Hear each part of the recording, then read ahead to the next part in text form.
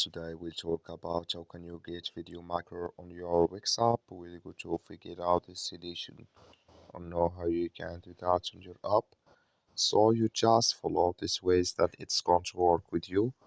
All you have to do inverse, you just go down, click here on manage down here, just click on it. When you just click on it, it's going to take you to this is here. It's going sorry. Inverse, it's going to show for you like this. Then you go down here. You click here on market, you just click on it. You go down here, click on video maker here, just click on it.